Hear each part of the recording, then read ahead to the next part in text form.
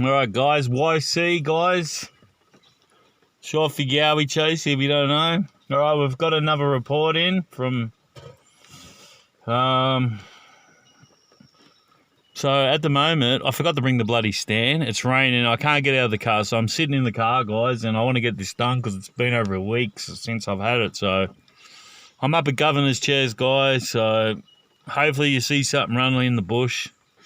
Weird thing was before, you can't, it's sort of slowed down a bit, the rain before, it's slowed down a bit now, but before you couldn't hardly see much out there, and there was a bloody helicopter flying around guys. I was like, is there a Yowie on the loose out there? Anyway guys, I'll get into this story, okay? I have a couple of strange things that happened at my property about 15 years ago. Here we go. We had purchased a small 23-acre bush property in a town named Bocoble in New South Wales, Australia. These small blocks of land are called the back blocks and are quite rugged and rocky, not really fit for conventional farming.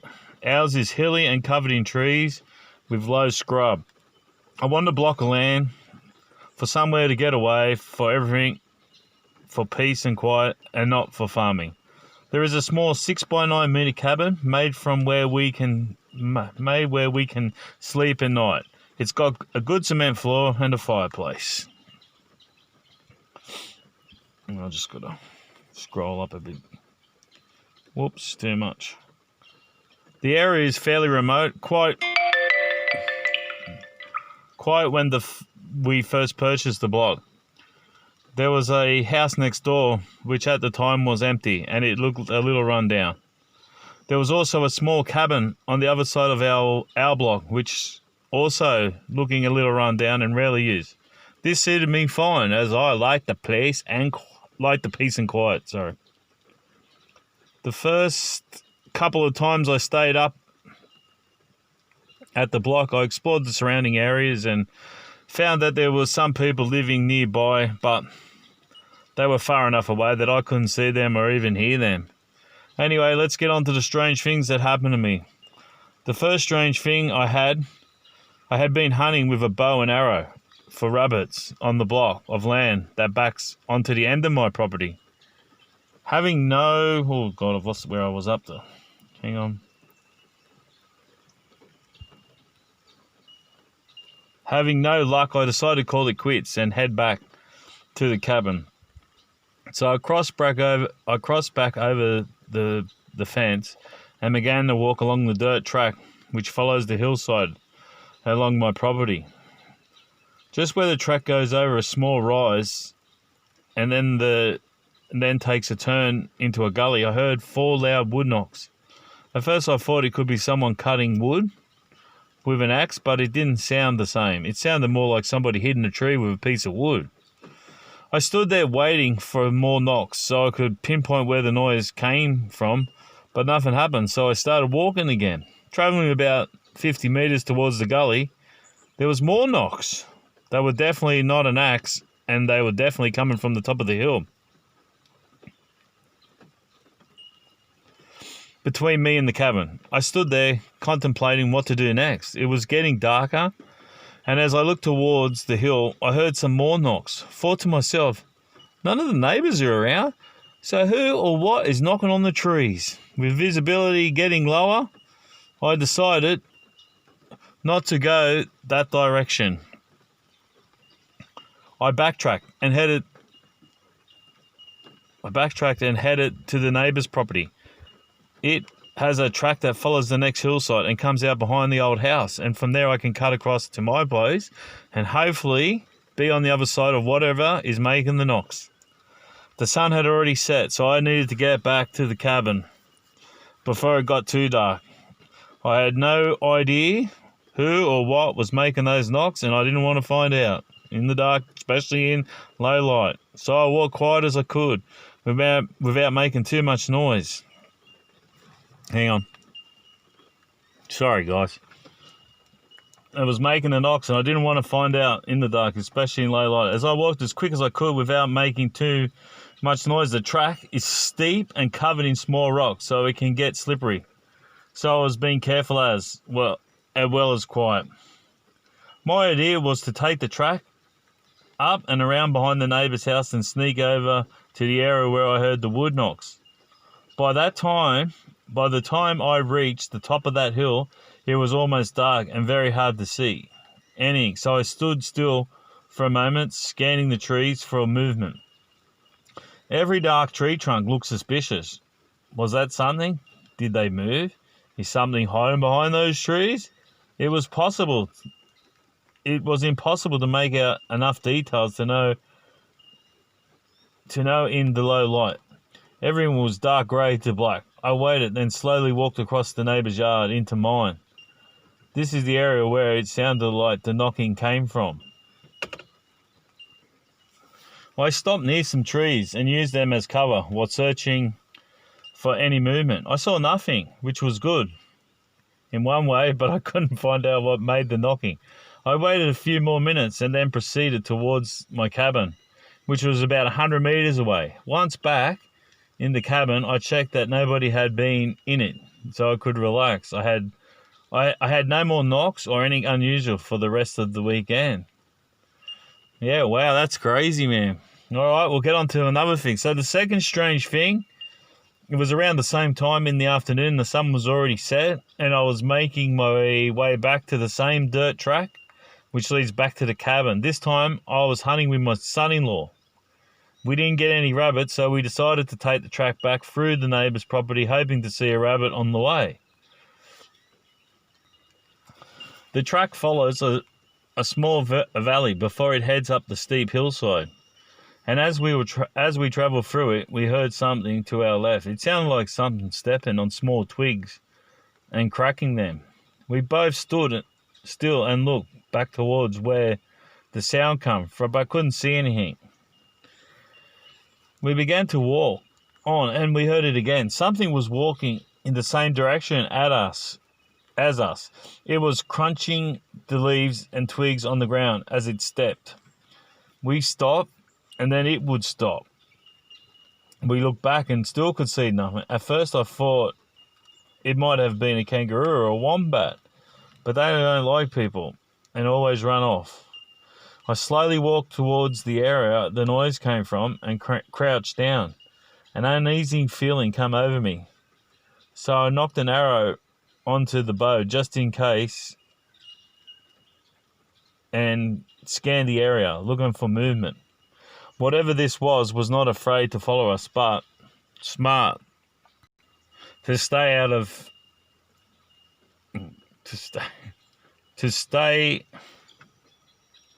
sight. I couldn't see anything. We began walking again, and it wasn't long, and we heard more footsteps and movement. I waited a few moments, but again, nothing visible. Australian animals usually don't like people, so they run away. Whatever this was stayed around, which creeped me out. We decided to go back to the cabin before it got dark. Once we started up the hill, the noises stopped and nothing else happened for the rest of that stay. Yeah, it sounds like something was going on. Something's following you, man. That's just normal, eh? All right, we'll get on to the next time. So the third thing, this was really scary. I was staying at the cabin with my son. It was a really cold night, so we set up our camp beds in front of the fire to stay warm. It wasn't long before we both fell asleep. My son and I were suddenly woken up by two loud bangs on the side of the cabin. I quickly sat up and looked at my son. "Did you hear that?" I whispered. He said, "Yes." We both sat up in our beds and listened and staying dead quiet. Then we could hear something moving on the pile of bricks outside. We could hear them crunching together as if something was standing on them. I didn't want to go outside just in case something or somebody attacked us. We both just listened until we eventually fell back asleep. The next morning I went outside to look around, and I asked my son to listen as I stepped on the pile of bricks to recreate the sound we heard during the night. As I stood on them, he said, "That's exactly what it sounded like." As I stood on the bricks, I turned to the cabin window and I could see my son through the window in his bed. I caught him and said, "This is creepy. Someone or something was standing on these bricks to look in at us." I also tried hitting the side of the shed with a stick and then my hand to recreate that sound as well, and the noise was like my hand hitting it. So something or something hit that side of that shed with their hand, then stood on a pile of bricks to look at us inside. Crazy. I wish I got up to check out what was outside, but at the time I was afraid if I went outside, I'd have to unlock the doors, and who knows what's out there. And once the doors are unlocked, they could get in, or if I ventured outside, they could have jumped me. I didn't want to put my son in danger. The thought that somebody or some people who were walking around that late at night in the freezing cold, banging on the shed walls and peering in the windows would be ludicrous, as they would have no idea what sort of person could be inside the shed with weapons. If it was people or a person, they must be crazy, so maybe it was a good idea not to have gone outside. I personally don't think it was a person, especially after the next strange thing. Yeah, I don't think it was, man. There's been like heaps of that sort of stuff where they've been looking in windows, so yeah, that's full on. All right, we'll get on the next one.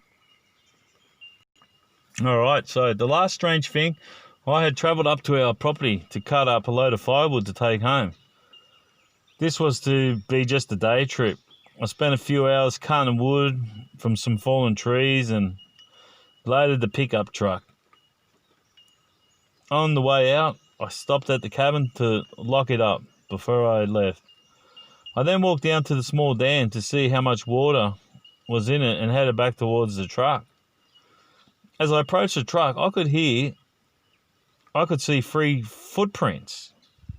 The footprints were coming from the long grass and heading up the embankment towards my cabin.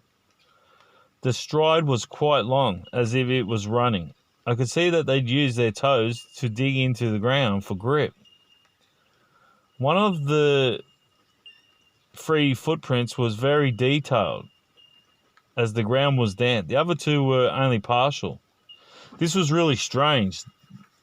These were not very old prints. It freaks me out wondering if the animal that made these could have been there while I was getting the firewood. Or did it run up from the dam when I walked down that way? These footprints looked almost like humans' footprint, only curved, and the toes had toenails like an animal. I wasn't sure what to do. I needed to get back home that day because of my job. I had no way of making a cast of the prints. I decided to cover them over with sheets of tin to protect them. I returned to the property a few weeks later and brought some plaster to make an impression of the prints. The 2 partial prints were useless as they didn't show up as well. Unfortunately, the breast print had dried out and had lost a lot of its detail. When it was wet, it had heaps of detail, toenail marks, even the wrinkles of the foot, but nevertheless, I did get a cast which shows the 5 toes and the full foot. The foot is 8 inches long, 4 inches wide, and resembles a human print, although it is more curved than a human foot. It is a human footprint, then the person would not be able to wear normal shoes, and I don't know how somebody could have the toenails that were more pointed like an animal. The stride was from a 2-footed animal, as there was no other print showing otherwise. In Australia, the native people say that there are 2 kinds of Yowie, the large one and the smaller one. This may be the smaller type. They are apparently 4 foot tall and can be quite destructive. I believe these smaller Yowies are called the Jundigi by the native Australians. This would also explain why it used the bricks to look in the window. Anyway, hope you like the stories. I wish I had more exciting ones. Kind regards, Mark. Awesome, brother. Thanks, mate. Now, he's still got some more. He told me some other stuff. We'll do them another day. Those 4-foot ones, guys, they've been getting. Does anyone see anything while we've been sitting here? I'll tell you what, my arm's nearly gone to sleep. I don't know if you can see up there. Can you see up there, that mountain up there? Can we get up? Oh, yeah, we can. That's where I was going to walk today, guys. I think it's called Lizard Mountain. So I'm New Cunningham's governor's chair. So, yeah, those 4-footers, guys, they're supposed to be quick as, and little, I don't know, they're like little clowns or something. I don't know. Look at that fog coming through there. That's what I was saying before. There was a helicopter flying around. I don't know how it could fly around because you can't see anything. So, I don't know if they're clouds or fog. What is it? Clouds. So, yeah, they're still, people are still seeing them in Papua New Guinea, guys. So, I'm just watching this little bird here.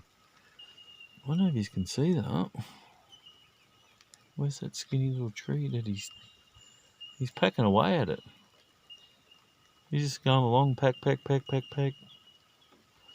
Is this not scanning either? God, this is a shit phone.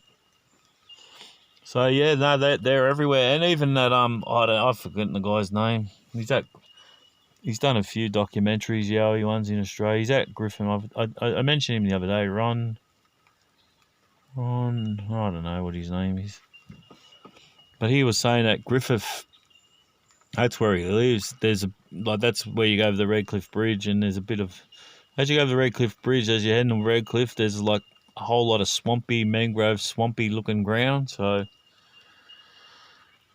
he was saying that someone's got one of those 4-footers there on supposed to have on camera with a bird. It's carrying a bird, guys. Look at that. Look underneath there. Look, there's a bit of a little shelter under there. There's even a rock pillow. So yeah. Anyway, we'll get back. Yeah, that was interesting, man. I'll tell you what. I'd like to spend a couple of weeks at that place. That'd be awesome, man. There's definitely something going on there at your place for sure. They're probably not used to people going there and just have the place to themselves. So anyway, so guys, that'll be on Yowie Encounters, and it'll be on Yowie Bigfoot sightings and reports, and Yowie Chaser. If you want to have a chat with anybody else, you go to Yowie Bigfoot Harry Man Sasquatch Yeti. Join up there, guys. That's a group on Facebook. We're up to about 900 and we must be nearly at 950 people now. So you can go on there and have a chat. Put up whatever you want. Don't be shy. Just say whatever you want. Do whatever you want. Unless you're from bloody Rockhampton. We had a few clowns from Rockhampton talking crap. All right. And then, or you can go on Yowie Chaser. That's my actual Facebook page. Anyway, I'll put all the links up anyway, guys, if you're watching this. But yeah, if you want to tell your story, guys, just do what Mark's done. Just write it all out. How you want it read out. Tell me how you want it read out. However you send it to me is how I'm going to read it out, guys. And I'll start reading them out. And then I'm gonna tell a few of mine that I've heard too. I'll go back through my emails and see what I can find. All right, guys. Thanks for listening. Thanks for sending it in, brother. And stay safe, guys. All right, catch us on the next one, guys. See yous.